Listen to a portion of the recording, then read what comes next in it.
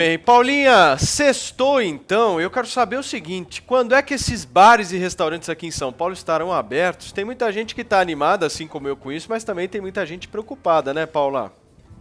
A gente vai descobrir hoje. Hoje o governo de São Paulo vai dizer se a gente aqui em São Paulo mudou de fase, né? A gente tem que chegar nessa fase amarela, a fase 3, para poder abrir restaurantes e bares. Bom, liberado isso, a gente vai descobrir quais são os protocolos. A gente não tem o detalhamento de tudo isso, mas pelo que já tem acontecido em outros lugares do mundo, a gente pode imaginar o que a Secretaria Municipal de Desenvolvimento Econômico e a Coordenadoria de Vigilância em Saúde, mais a Secretaria Municipal de Saúde, vão estabelecer aí, né, para que cumpram restaurantes e bares de São Paulo. A Associação Brasileira de Bares e Restaurantes já enviou para a Prefeitura a proposta com alguns protocolos de segurança na reabertura, e agora isso vai ter que ser validado, explicado, detalhado, para entender como é que vai ser esse retorno do funcionamento. Você sabe que eu já falei algumas vezes aqui, a minha irmã mora em Portugal, então eu estou acompanhando bastante como acontece a reabertura ali.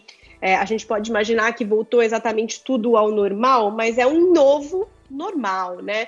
Então, muitos estabelecimentos estabelecem aquelas filas com distanciamento social, então isso principalmente para lojas, e nos restaurantes eles têm que ter uma ocupação muito menor, 40%, 30%, depende do tamanho do restaurante, para que eles possam funcionar. E aí tem vários critérios, por exemplo, sempre que você adentra um estabelecimento fechado, você tem que estar usando a sua máscara. No restaurante, óbvio, você vai comer, né? Então, em algum momento, você vai retirar essa máscara quando você se sentar. As pessoas não se sentam próximo, mesmo que as mesas estejam, de certa forma, próximas, as pessoas mantêm o distanciamento, procuram estar ali distanciadas. Também o restaurante tem a obrigação de higienizar essa mesa, né? À medida que as pessoas chegam, higieniza com álcool, quando as pessoas saem também.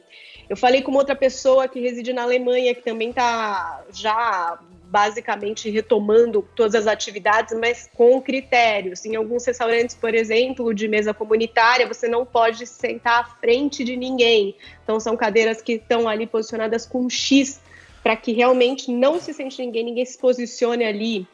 Máscara o tempo inteiro. E a máscara tanto para os funcionários quanto para os clientes, né? É importante que os dois lados cumpram aí com esses critérios. Tem gente também inventando algumas coisas, já que vocês viram na internet, por exemplo, acho que na Holanda, um restaurante que fez umas casinhas assim de vidro, então aí só 2 pessoas entram.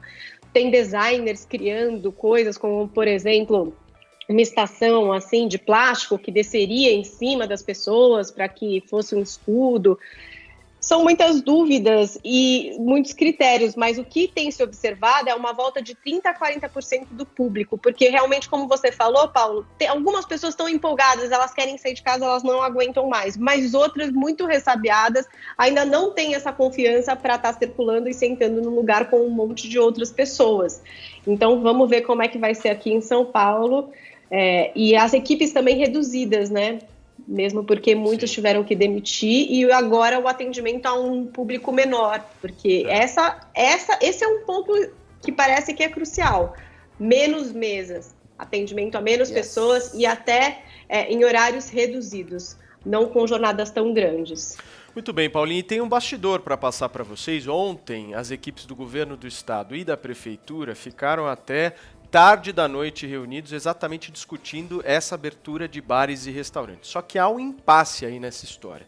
Hoje, o governo de São Paulo é favorável à abertura de bares e restaurantes apenas aqueles que tenham aquela área externa, sem a permissão da utilização da área interna. A Prefeitura de São Paulo pensa diferente.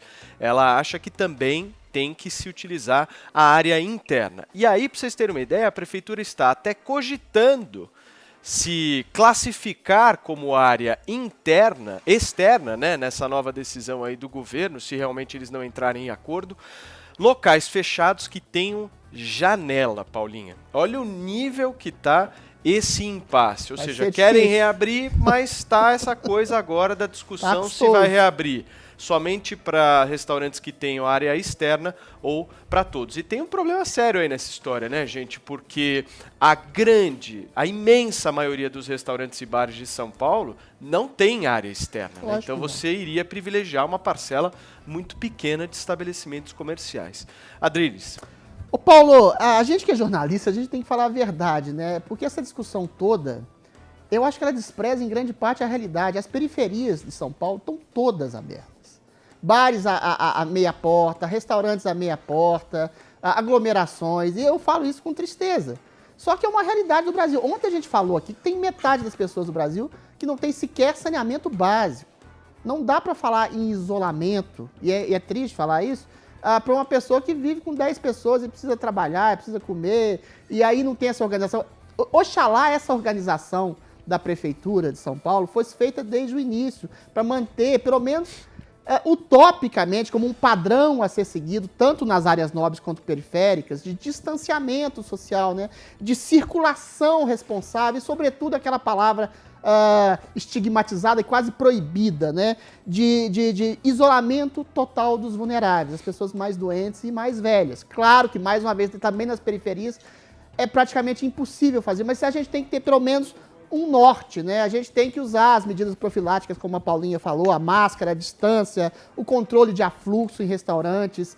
Eu acho muito difícil fazer esse tipo de averiguação, esse tipo de fiscalização nessas zonas periféricas da cidade de São Paulo, né? Eu acho, desde já, muito complicado. Só que essa abertura, esse pseudo-isolamento, nunca aconteceu nessas áreas. Os resultados de mortes e de infectados, eu sempre volto a dizer isso, já é resultado de um falso isolamento, né, que infelizmente proibiu o trabalho. Eu acho que essas regras e normas de distanciamento social têm que ser feitas não só no trabalho, como sobretudo nas questões de entretenimento também, de bares, teatros, porque as atividades não podem parar. Você não pode isolar o mundo, você não pode isolar o país de maneira sistemática. Claro que o isolamento é a medida profilática mais efetiva para combate ao coronavírus, mas se você isolar todo mundo por tempo determinado, as pessoas sufocam de fome, de desemprego, de morte, de miséria e também de falta de entretenimento. E os bares e restaurantes, e cinemas e teatros, de todas as formas, também ganham dinheiro, as pessoas que trabalham com esse negócio. Então a gente tem que fazer urgentemente essas normas de distanciamento social, controle de afluxos, de máscara, uma distância calculada, né? Pelo menos assim nos bares, para terminar com uma nota alegre, Paulo, quando você for paquerar uma moça, agora você não vai usar apenas os critérios dos seus hormônios, dos seus instintos, suas pulsões sexuais, você vai pensar 2 vezes antes de chegar perto de alguém e vai analisar criteriosamente, moralmente, intelectualmente uma moça ou um rapaz, né? Porque é sempre um risco de vida tocar alguém agora. Vamos Paulinha lá. Carvalho, Adrilles Jorge dando aula de paquera. Cada uma. Não, achei bom que o distanciamento social trouxe uma coisa boa. Um freio. Adrilles. Pensar um pouco antes de abordar as pessoas é bom, na forma de abordar também. Mas eu acho penso, uma coisa importante. Independente dessa coisa aí da área externa, eu acho que realmente o que é importante é essa questão do quanto de pessoas vão estar dentro, né, dos estabelecimentos.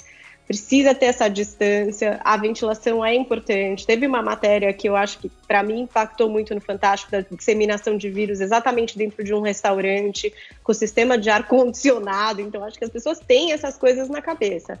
Distância entre as mesas, ventilação, que seja a janela aberta, mas, enfim, ventiladores, para tentar voltar com segurança, porque com certeza a gente não vai poder ficar trancado em casa, as pessoas vão ter que reabrir, vão ter que conviver com isso de alguma forma que tente que seja a forma mais segura possível, né? Existo. Eu vou te fazer essa pergunta. Dá para fazer esse tipo de fiscalização? Você que é um gestor público, dá para fazer esse tipo de fiscalização nas periferias de São Paulo? Inviável, Adrilles, isso é fantasia. Exato.